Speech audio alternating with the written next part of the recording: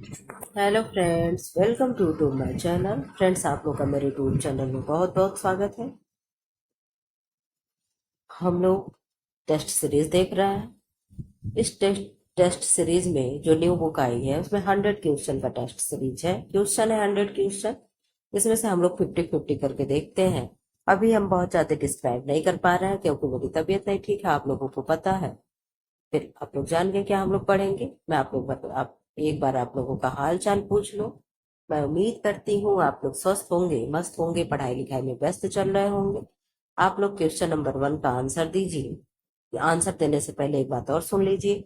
जो लोग नए हैं क्लास को क्या करते हैं, सब्सक्राइब करते हैं। सब्सक्राइब क्यों करेंगे? ताकि बेल आइकन प्रेस कर लें सब्सक्राइब करके, ताकि आपके पास क्या है, नोटिफिकेशन समय समय पे पहुंचता रहे। ठीक है।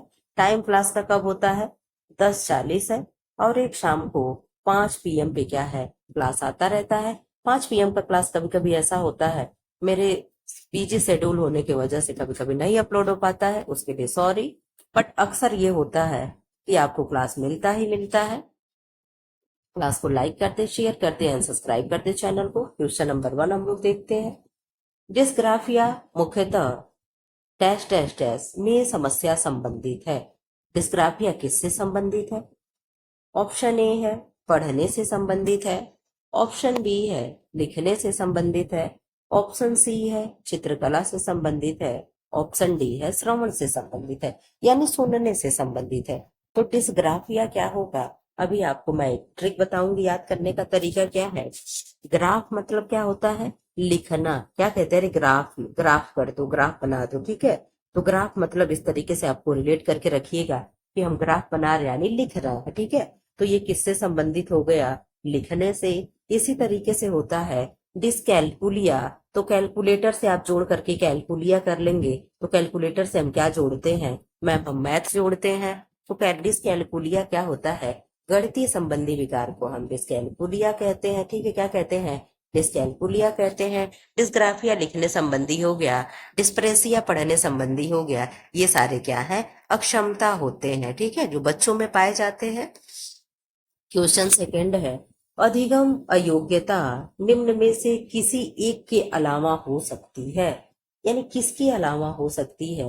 अध्यापक के अध्ययन का तरीका, अध्यापन का तरीका यानी जो टीचर पढ़ा रहा उसका तरीका, गर्भावस्था में मदिरापान यानी प्रेगनेंसी के दौरान बच्चे की माँ ने क्या कर लिया हो, ड्रिंक कर लिया हो, मानसिक विकलांगता।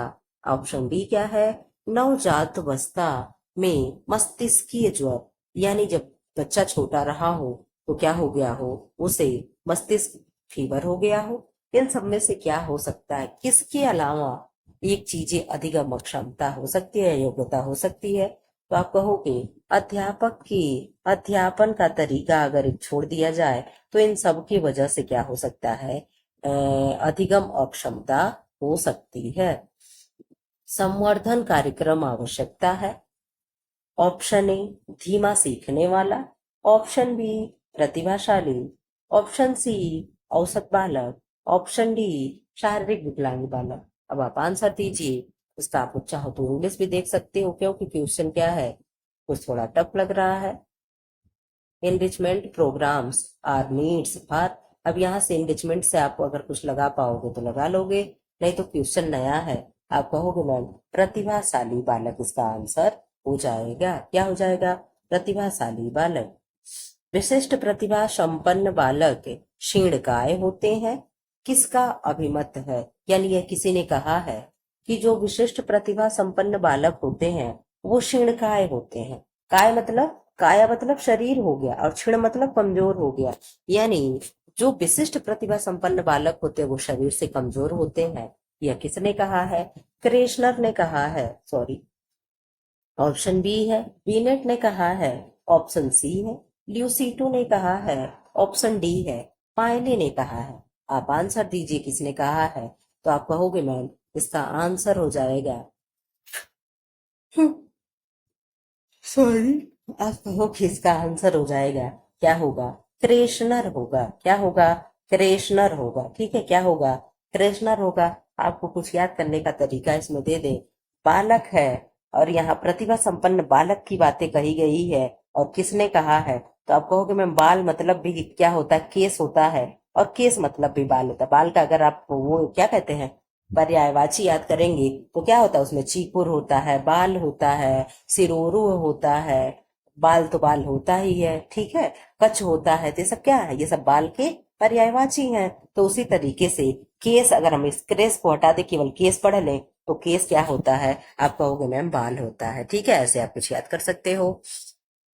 क्वेश्चन नंबर 5 आप इधर आ जाओ, क्या है, बच्चों हेतु आवश्यक एवं मुफ्त शिक्षा के अधिकार संबंधी कानून जो कब आया, 2009 के अनुसार डैश डैश डैश की उम्र के विकलांग बच्चों को मुफ्त शिक्षा का अधिकार है, मुफ्त शिक्षा का अधिकार है, ठीक है। इसके कहने का मतलब है कि जो ये कानून जब आया था तो कितने से उम्र के बच्चे जो होंगे विकलांग होंगे तो वो किसके अंतर्गत आएंगे, मुफ्त शिक्षा के अंतर्गत आएंगे। यानी ये सब विकलांग विकलांग तो एक कहानी है। जो 6 से 14 वर्ष तक के बच्चे आते हैं उनको क्या होती है, गवर्नमेंट जो है मुफ्त में शिक्षा का अधिकार दिया गया है उन्हें। आप लोग जब डीपीएसपी पढ़ोगे तो उसमें ये चीजें मेंशन की गई हैं, ठीक है। तो कि इसका आंसर क्या हो जाएगा, आप कहोगे ma'am sorry sorry sorry sorry sorry, विकलांग अगर दिया है तो इसका मतलब सही में है। विकलांग बच्चों के लिए आर्टिकल अलग है, 6 से क्या होगा 18 होगा। लेकिन अगर यहाँ एक विकलांग शब्द केवल हटा दे तो इसका आंसर बी हो जाएगा, ठीक है। आप लोग अच्छे से समझ के रखिएगा। अगर विकलांग लगा दिया तो 6 to 18 हो जाएगा, और अगर विकलांग नहीं लगा है केवल बच्चे लगा है तो आप यहाँ पे क्या लगा दोगे, 6 to 14 ईयर लगा देंगे, ठीक है। क्वेश्चन नंबर 6, प्रतिभा परिस्थिति अथवा संयोग से उत्पन्न होती है, यह प्रतिभा संपन्नता का कौन सा सिद्धांत है, रोग विज्ञानात्मक सिद्धांत है, ऑप्शन बी है मनोविश्लेषणात्मक सिद्धांत है, ऑप्शन सी है गुणात्मक उत्कृष्टात्मक सिद्धांत है, ऑप्शन नंबर डी है मात्रात्मक उत्कृष्टात्मक सिद्धांत है। अब अपना आंसर दीजिए, आपके पास 5 सेकंड का टाइम रहेगा, आप अपना आंसर टाइप करिए। तब तक आप बता सकते हैं क्या होगा 6 का, आप कहोगे मैम गुणात्मक उत्कृष्टात्मक सिद्धांत जो है क्या है, प्रतिभा संपन्नता का सिद्धांत है। ज्ञान प्रबोधिनी विद्यालय संबंधित है, ऑप्शन ए मंदबुद्धि बालक से, ऑप्शन बी प्रतिभाशाली बालक से, ऑप्शन सी अधिगम अयोग्य बालक से, ऑप्शन डी शारीरिक विकलांग बालक से। आप अपना आंसर दीजिए, आपका आंसर होगा ज्ञान प्रबोधिनी। तो आप कहोगे मैम हर जगह तो निगेटिव आंसर है, केवल एक जो विकल्प है केवल ऑप्शन बी प्रतिभा संपन्न बालक क्या होगा, ज्ञान प्रबोधिनी होगा, ठीक है, से संबंधित होगा। क्वेश्चन नंबर 8 क्या है, मानसिक दक्षता वाले बालक को प्रत्येक कदम पर सहायता एवं सहयोग की आवश्यकता होती है। ऑप्शन ए है वो कितने से कितने बुद्धि लब्धता की कहे जाएंगे बालक, ऑप्शन ए है 52 से 67 बुद्धि लब्धता, ऑप्शन बी है 36 से 51 बुद्धि लब्धता, ऑप्शन सी है 20 से 35 बुद्धि लब्धता, और ऑप्शन डी है 20 से कम यानी लेस देन 20। अब आप आंसर दीजिए क्या होगा, 8 का आंसर होगा, आप कहोगे मैम सॉरी, आप कहोगे मैम जो लेस देन 20 है यही क्या होगा, मानसिक दक्षता वाले बालकों को प्रत्येक कदम पर सहायता एवं सहयोग की आवश्यकता होती है, ठीक है। भाटिया बैटरी परीक्षण संबंधी आप लोग उसमें पढ़ते होंगे जब आप सीटेट वगैरह टेट वगैरह की तैयारी करो तो ये सब क्वेश्चन अक्सर पूछा जाता है। भाटिया बैटरी परीक्षण, टीएटी क्या होता है, टीएसी क्या होता है, ये सारे टेस्ट हैं। तो ऑप्शन क्या होगा, क्वेश्चन सुन लीजिए पहले, ऑप्शन बुद्धि लब्धता, ऑप्शन बी दृष्टिहीनता की सीमा, ऑप्शन सी बधिरता की सीमा यानी सुनने वाले संबंधी, ऑप्शन डी शारीरिक अयोग्यता। यह परीक्षण किसके लिए किया गया था, तो आप कहोगे मैम यह परीक्षण बुद्धि लब्धता से ही किया गया है। किसकी, जो भाटिया बैटरी परीक्षण है, आप कहोगे मैम बैटरी लिखा बैटरी होगा, बैटरी परीक्षण किससे संबंधित है, तो बुद्धि लब्धता से संबंधित है। यहाँ पे इंग्लिश मीडियम वाले क्वेश्चन को देख लें, जहां कहीं भी कंफ्यूजन लगा हो आप इसमें क्या कर सकते हैं, आंसर देख सकते हैं, ठीक है, क्वेश्चन देख सकते हैं। इधर आ जाओ आप, क्वेश्चन नंबर 10, डाउन सिंड्रोम में गुणसूत्रों की संख्या होती है। कितने ये सिंड्रोम वाले डिजीज कौन कौन से होते हैं? डाउन सिंड्रोम होता है, क्लिनीफेल्टर सिंड्रोम होता है, पटाउ सिंड्रोम होता है। ये सारे क्या हैं? ये जितने भी सिंड्रोम होते हैं, ये कैसी बीमारी होती है? तो इनमें या तो गुणसूत्रों की संख्या कम हो जाती है या तो बढ़ जाती है, यही होती है। तो क्या होता है? ये सारी बीमारियां जो सिंड्रोम से संबंधित होती हैं देखने को मिलती हैं। ऑप्शन ए है 45, ऑप्शन बी है 46, ऑप्शन सी है 47, ऑप्शन डी है क्या है 48। आप आंसर दीजिए क्या होगा? आप कहोगे मैम डाउन सिंड्रोम में क्या होगा, गुणसूत्रों की संख्या बढ़ेंगी कि घटेंगी? तो आप कहोगे इसमें पहले हमारे पास गुणसूत्र होते कितने हैं? तो हम लोगों के पास गुणसूत्र होते हैं 46, और पेयर में कितने होते हैं? पेयर में 23 होते हैं। तो 23 और 23 जोड़ने पे कितना हो जाएगा? प्लस करोगे तो 46 हो जाएगा। तो इसमें क्या होगा मैम? डाउन सिंड्रोम इसका नाम तो है, बट ये डाउन नहीं है, ये हाई हो जाता है। इसका आंसर क्या है? 47 होगा। ये आपको याद करने के लिए मैंने डाउन सिंड्रोम नाम ले लिया कि डाउन नहीं होता, ठीक है। तो डाउन क्या होगा? डाउन मतलब कम होना, लेकिन ये डाउन नहीं हो रहा है, ये तो बढ़ रहा है। नॉर्मली व्यक्ति की गुणसूत्र कितनी होती है? 46 होती, लेकिन इसमें क्या होता है? 47 होता। अब आपको शायद ना भूले। Question number 11, dash dash dash से अधिक निर्योग्यता बहरेपन का परिचायक होता है। यानी इतने से कम डेसिबल, डीबी का मतलब क्या होता है? डेसिबल। इसको ध्वनि को किसमें काउंट करते हैं? तो डेसिबल में मेजरमेंट करते हैं, काउंट करते हैं, ठीक है। तो कितने से कम का डेसिबल होगा तो ये माना जाएगा कि अधिक बहरेपन का निर्योग्यता का परिचायक है। 0 डेसिबल ऑप्शन ए है, ऑप्शन बी है 14 डेसिबल, ऑप्शन सी है 60 डेसिबल, ऑप्शन डी है 90 डेसिबल। अब आप बता दीजिए इसका आंसर क्या होगा? आप कहोगे मैम जो 90 डेसिबल होता है इससे से अधिक होगा तो बहरेपन का परिचायक होता है। सामान्य जो होगा वो 40 होता है, ठीक है। 40 डेसिबल ठीक है, इतना नुकसानदायक नहीं होता है। रेखा, आकार, बनावट, नमूना, प्रकाश तथा स्थान ये क्या है? कलाओं की मौलिक तत्व है, कलाओं की सिद्धांत है। ए और बी दोनों है, कोई नहीं है। तो आप कहो कि मैम लाइन हो गया, फॉर्म हो गया, टेक्सचर हो गया, नमूना, प्रकाश, लाइट, स्थान जो भी है, या तो कला के तत्व होंगे या तो कला के सिद्धांत होंगे। लेकिन मैम दोनों होने का सवाल ही नहीं है, और कोई होने का तो एकदम नहीं सवाल होता है। तो आप बता दो 50-50 का गेम रह गया है। आपको दो में से केवल एक, आपको 50-50 आपकी लाइफ लाइन बची है। आप बता दो आंसर क्या होगा? आप कहोगे मैम बहुत ही इजी आंसर है। आप कहोगे मैम क्या है? कला के जो तत्व होते हैं, जो एलिमेंट्स होते हैं, ये सारे होते हैं। कला के तत्व कितने होते हैं? तो आप कहोगे मैम कला के जो तत्व होंगे, कला के तत्व 7 होंगे। सिद्धांत कितने होंगे? सिद्धांत 5 होंगे। कौन कौन से सिद्धांत होंगे? आप चाहे तो कमेंट बॉक्स में फटाफट बता सकते हैं, ठीक है। क्वेश्चन नंबर 13 है। 13 क्या कह रहा है? धन को बढ़ाने के लिए क्या खरीदना चाहिए? बैंक में फिक्स्ड डिपॉजिट शेयर, अलमारी खरीदना चाहिए, मोटर खरीदना चाहिए, स्कूटर खरीदना चाहिए। आप बता दो क्या खरीदना चाहिए? आप कहोगे मैम अगर हमें धन को बढ़ाना है तो धन बढ़ाने में हम एक ऑप्शन यही दिख रहा है कि बैंक में एफडी करा लें, यानी फिक्स्ड डिपॉजिट हम करा लें। तो इससे क्या होगा? अगर हम 5 लाख का अगर कराते हैं फिक्स्ड डिपॉजिट तो हो सकता है 6-6.5 लाख रुपए तक लास्ट में मिल जाए। वो भी कब? ये नहीं कि आज जमा की कल मिल जाए। एक समय होता है, वो क्या है? Fixed deposit. इसका नाम ही है फिक्स्ड, कि 10 साल के लिए आपको फिक्स्ड करना है। 10 साल के लिए आपके घर में किसी की डेथ हो जाती तो भी आप भूल जाओगे कि हाँ पैसा रखा है।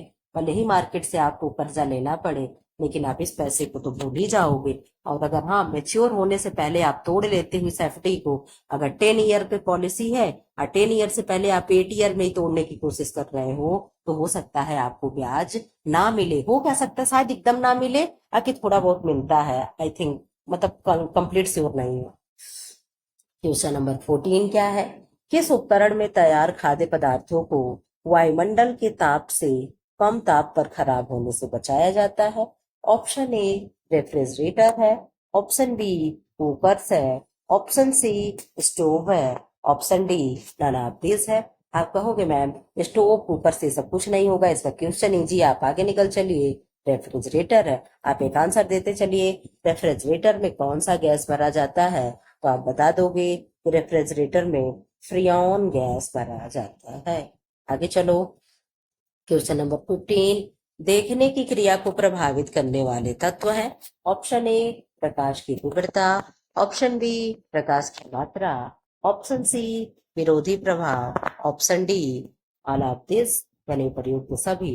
आप आंसर दीजिए कि देखने की क्रिया को कौन प्रभावित करेगा, प्रकाश की तीव्रता करेगी कि प्रकाश की मात्रा करेगी कि विरोधी प्रकाश करेगा। यानी हमें विजिबिलिटी ना हो सही से तो क्या होगा, आप कहोगे मैम अगर बहुत तेजी से आपके आंख पे मैं टॉर्च लेकर के आऊं और यूं जला दूं तो आप क्या देख पाओगे, मैं नहीं देख पाऊंगी। तो ये सारे फैक्टर क्या होंगे, जिम्मेदार होंगे। ठीक है, क्वेश्चन नंबर 16 क्या है, क्वेश्चन नंबर 16, भोजन वस्त्र और मकान संबंधी आवश्यकताएं कैसी आवश्यकताएं हैं।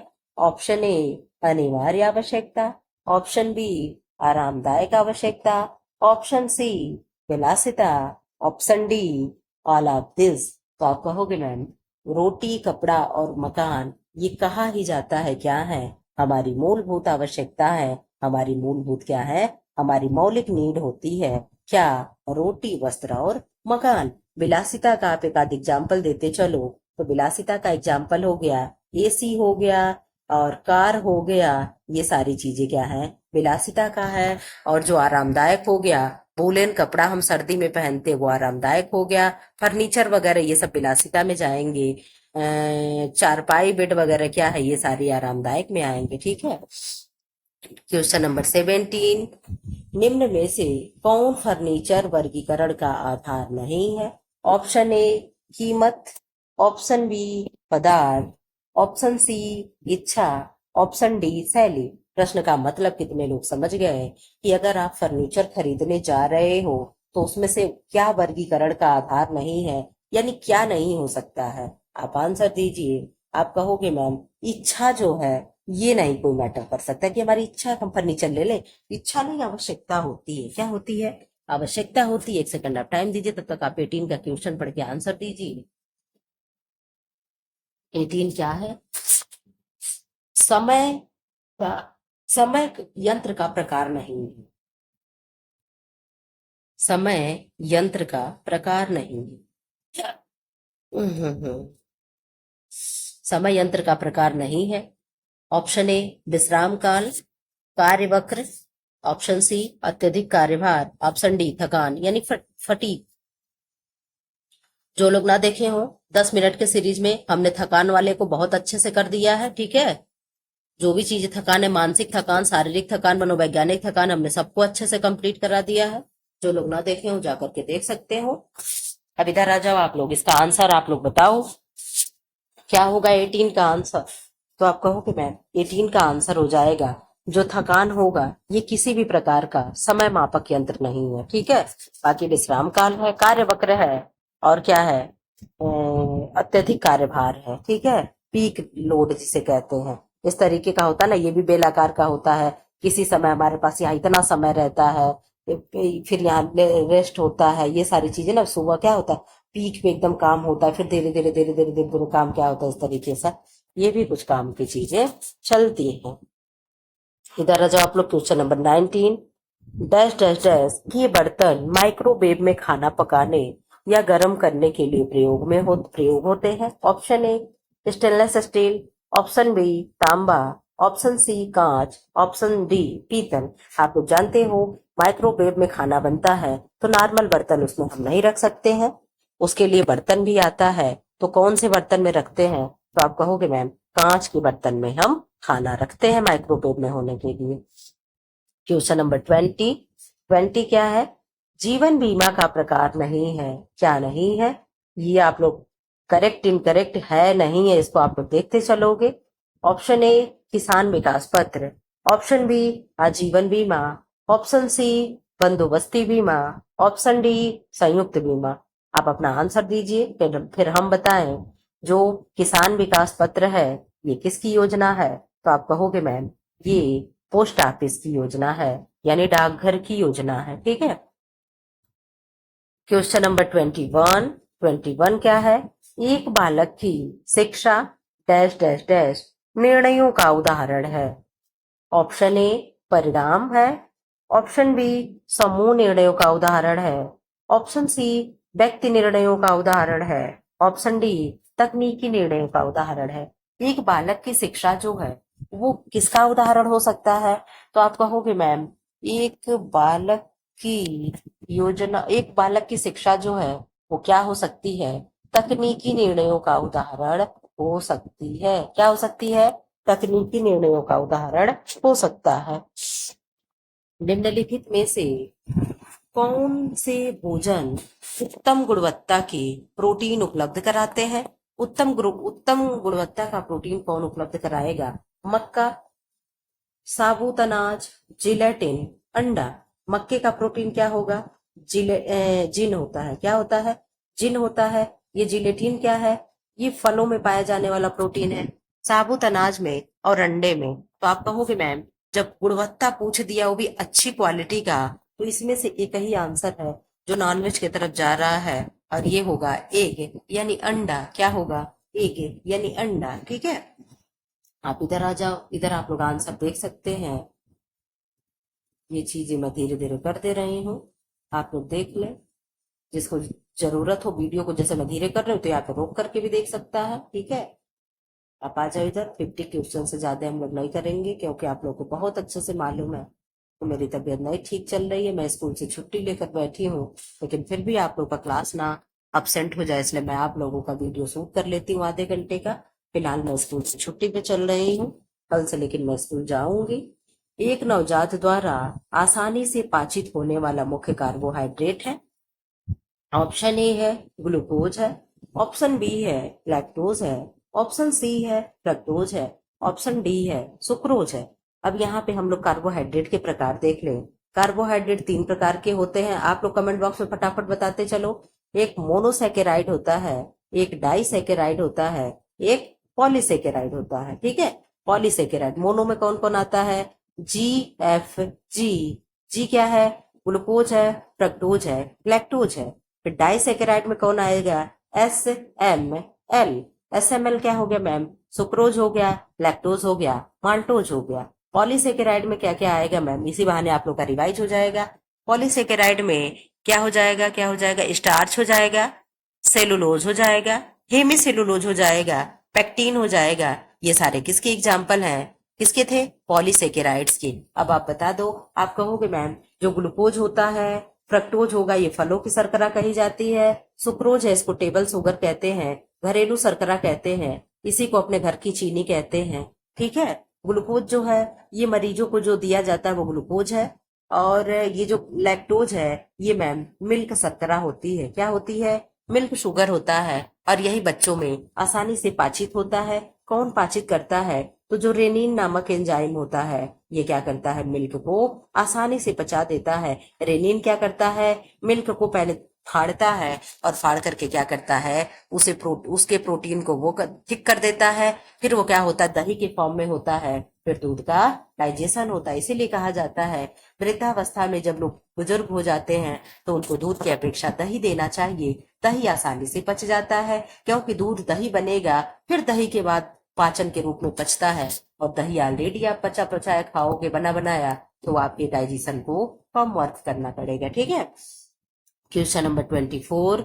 वह भोजन जो एक पोषणीय दृष्टिकोण से पूर्णतः अपर्याप्त है क्या है? मतलब हमारे न्यूट्रिशन के हिसाब से अपूर्ण है।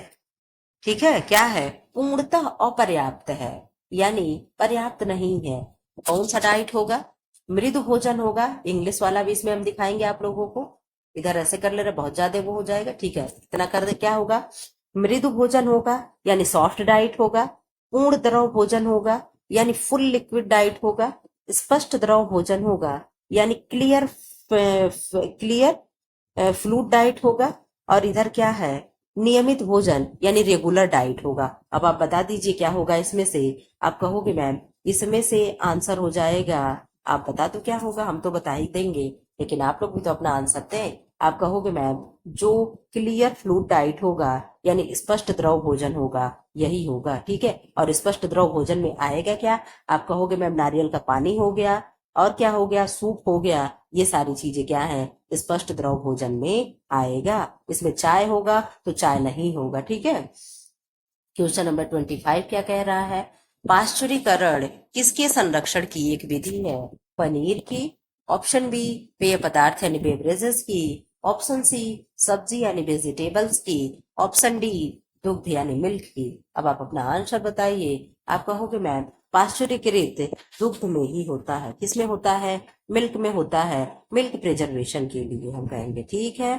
क्वेश्चन नंबर 26 क्या है, DWCRA क्या हो गया, DWCRA क्या है? ड्वाक्रा है। क्या है? ड्वाक्रा है। क्या क्रियान्वयन करती है? कौन करता है? केंद्र सरकार यानी सेंट्रल गवर्नमेंट, राज्य सरकार यानी स्टेट गवर्नमेंट, जिला परिषद, और क्या है, उपर्युक्त में से कोई नहीं। आप बता दो इसका क्रियान्वयन कौन करता है? ड्वाक्रा का क्रियान्वयन कौन करता है? तो आप कहोगे मैम ड्वाक्रा का क्रियान्वयन जो है वो स्टेट गवर्नमेंट करती है। कौन करता है? स्टेट गवर्नमेंट करती है, ठीक है।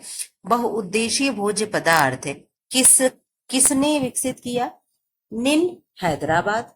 निन का आप लोग फुल फॉर्म बताइए कमेंट बॉक्स में। ऑप्शन बी है CFRTI Mysore, option C A एवं बी दोनों, option D none of this. आप बताइए क्या होगा। इसका आप फुल फॉर्म बता चुके होंगे कि नेशनल इंस्टीट्यूट ऑफ न्यूट्रिशन, ठीक है।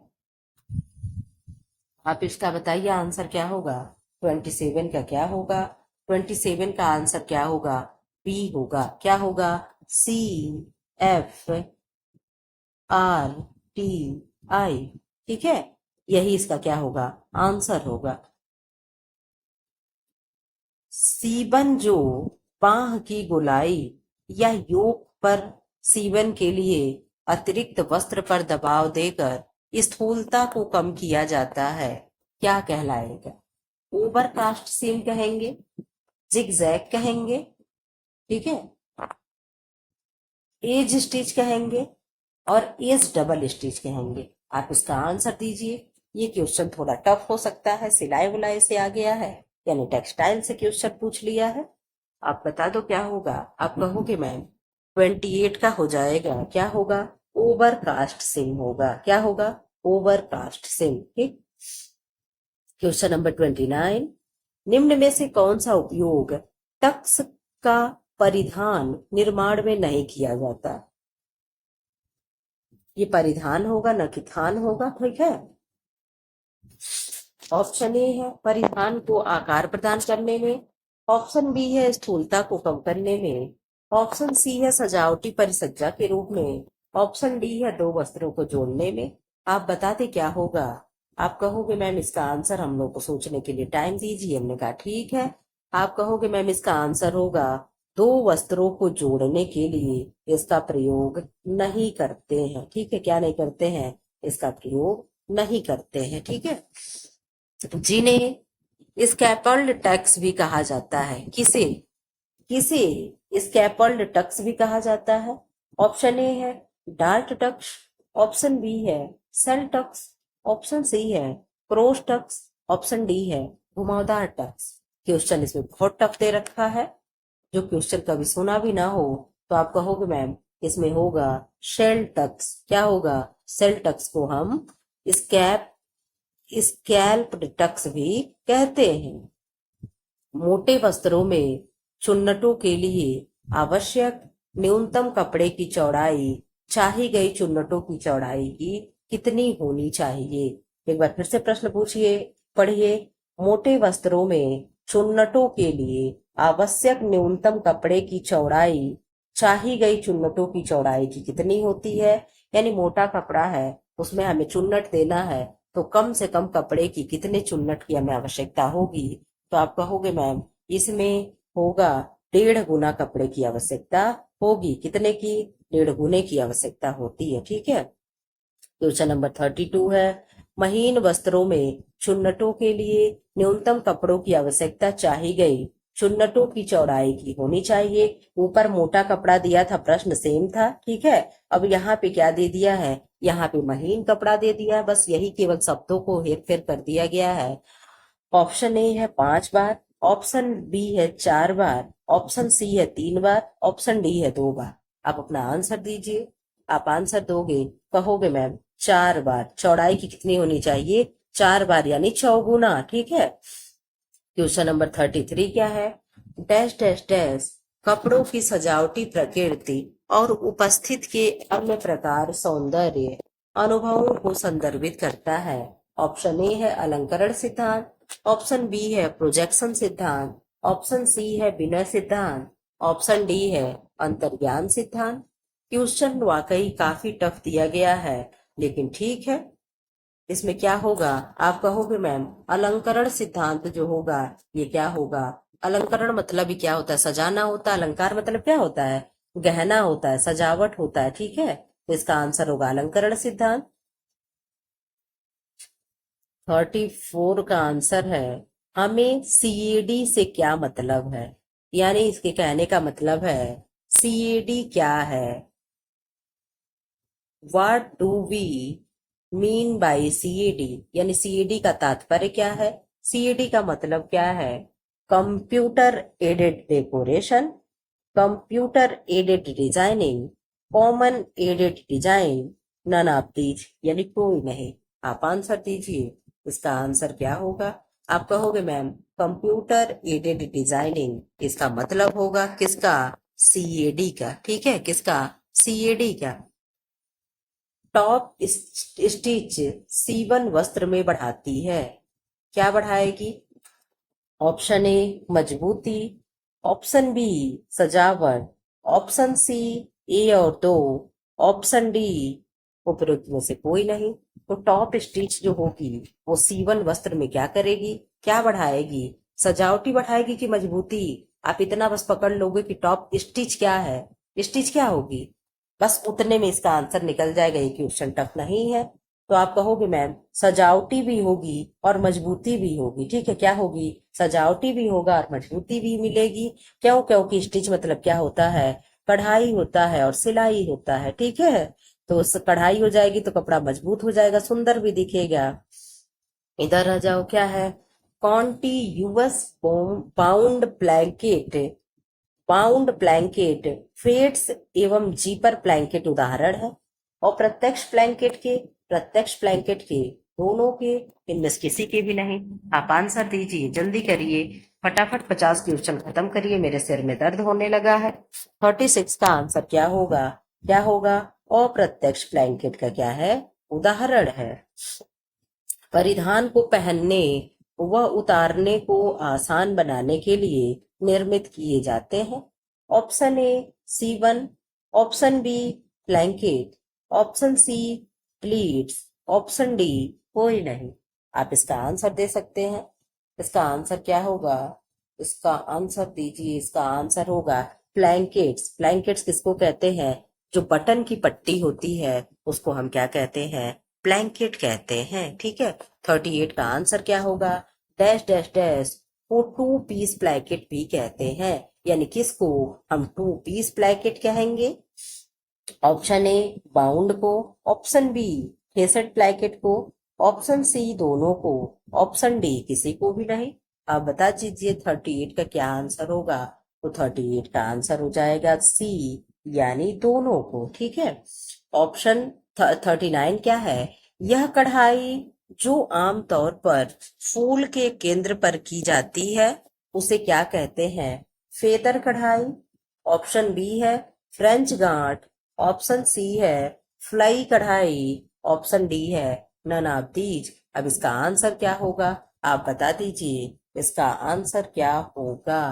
तो आप कहोगे मैम जो फूल केंद्र पर की जाती है कढ़ाई उसे हम क्या कहते हैं, फ्रेंच गांठ कहते हैं। क्या कहते हैं, फ्रेंच गांठ कहते हैं। 14 नंबर, अब हम लोग अपने लक्ष्य के करीब जा रहे हैं। सिलाई का उपयोग फूलों की पंखुड़ियों को बनाने के लिए किया जाता है, कौन सी सिलाई होगी। Option A lady daisy, option B feather, option C सीधा, ऑप्शन डी कोई नहीं। इसका आंसर आप दे दीजिए। आप कहोगे मैम फूलों की पंखुड़ियों को जब बनाने के लिए सिलाई हम करेंगे तो लेडी डेजी क्या होती है? इस तरीके की ऐसे तिरछी तिरछी जो सिलाई कढ़ाई होती है उसे लेडी डेजी कहते हैं। कॉस्ट्यूम शब्द किससे लिया गया है? ऑप्शन ए है ग्रीक शब्द से, ऑप्शन बी है लैटिन से, ऑप्शन सी है फ्रेंच से, ऑप्शन डी है इनमें से किसी से भी नहीं। आप आंसर दीजिए। आप कहोगे मैम इसका आंसर होगा जो कॉस्ट्यूम शब्द है तो फ्रेंच शब्द से लिया गया है। किससे लिया गया है? फ्रेंच शब्द से लिया गया है। कपड़ों के सिद्धांत हैं क्या है? ऑप्शन ए है 4 है, ऑप्शन बी है 5 है, ऑप्शन सी है 3 है, ऑप्शन डी है 2 है। इसका आंसर आप बताइए क्या होगा, और आप कमेंट बॉक्स में सिद्धांत का नाम भी लिख दीजिएगा। आप कहोगे मैम 42 का ए होगा, 4 होगा। कौन कौन से सिद्धांत हैं आप चाहे तो कमेंट बॉक्स में लिख सकते हैं। आप लोग पूरा वीडियो खत्म हो गया, लेकिन एक बार किसी ने नहीं कहा कि मैम एक बार कह दीजिए। क्लास को लाइक करने के लिए, सब्सक्राइब करने के लिए एंड शेयर करने के लिए। ठीक है, क्लास को सब्सक्राइब करें, लाइक करें एंड शेयर करें। ठीक, निम्नलिखित में से एक जल वायवी कारक है। ऑप्शन ए आर्द्रता, ऑप्शन बी तापमान, ऑप्शन सी मृदा, ऑप्शन डी ए और बी। आप कहो कि मैम ये कहाँ से क्वेश्चन आया? तो हम लोगों में पॉल्यूशन भी चैप्टर होता है जो बच्चों को पढ़ाते हैं और उसमें से क्वेश्चन बनता रहता है। तो ये क्वेश्चन हम लोग के लिए भी इम्पोर्टेंट है। तो क्या होगा? ए एवं बी, यानी ह्यूमिडिटी और टेम्परेचर दोनों मिलकर के बरसात कराने वाले कारक या फैक्टर माने जाते हैं। पारिस्थितिकी पद परिभाषित किया था, यानी पारिस्थितिकी शब्द किसने दिया है? आप कहोगे मैम ये तो क्वेश्चन आ गया इन्वायरमेंट से, तो इन्वायरमेंट हम लोग पढ़ते हैं। ठीक है, क्वेश्चन नंबर ए क्या होगा? ओडम है। अरे ऑप्शन नंबर ए ओडम है, ऑप्शन नंबर बी हैकल है, ऑप्शन सी टेंसले है, ऑप्शन डी पीडी शर्मा है। किन्होंने पारिस्थितिकी शब्द दिया था, पारिस्थितिकी पद प्रस्तावित किया था या शब्द प्रस्तावित किया था?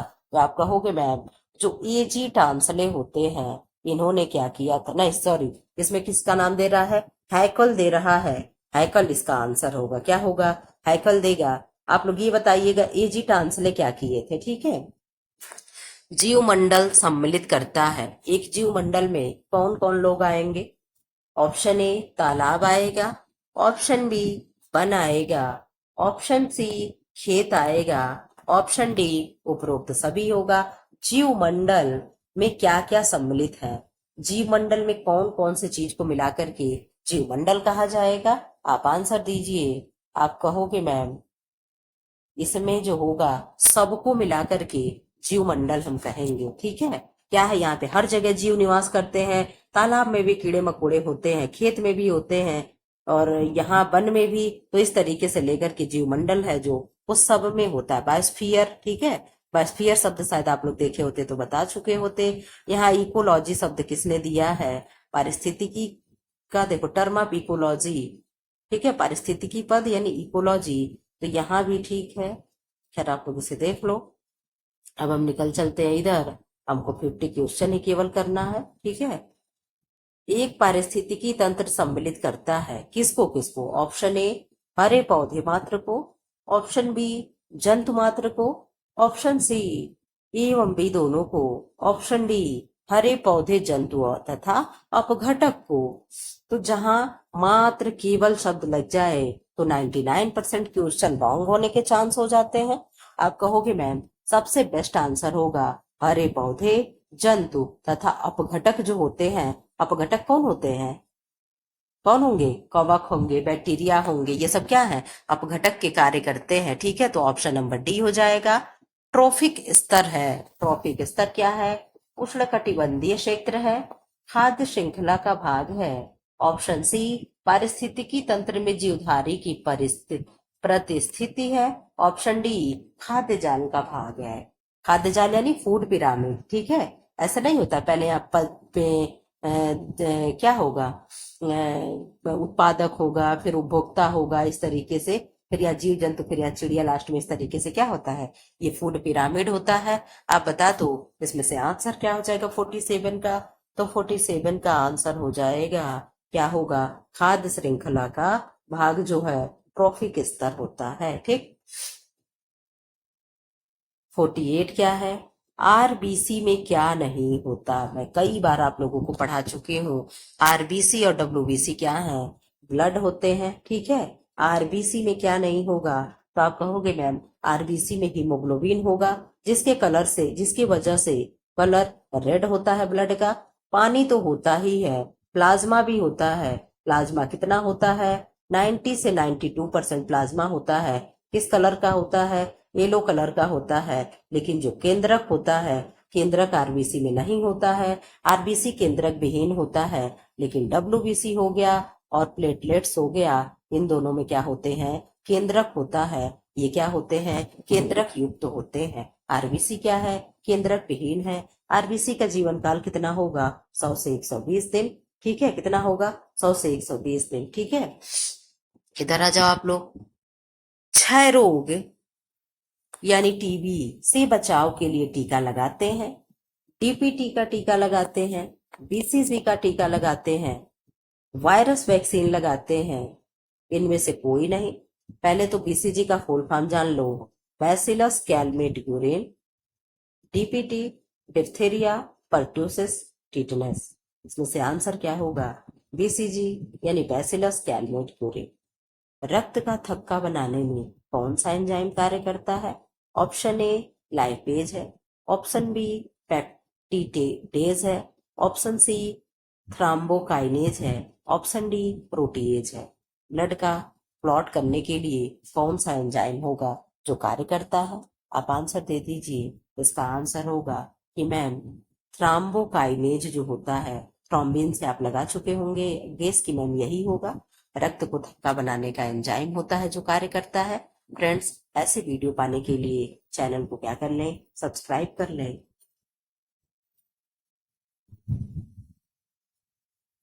चैनल को सब्सक्राइब कर लें ताकि नोटिफिकेशन आपके पास जाता रहे। वीडियो को लाइक कर लें और क्या कर दें, शेयर कर दें क्लास को। ठीक है। Thanks for watching.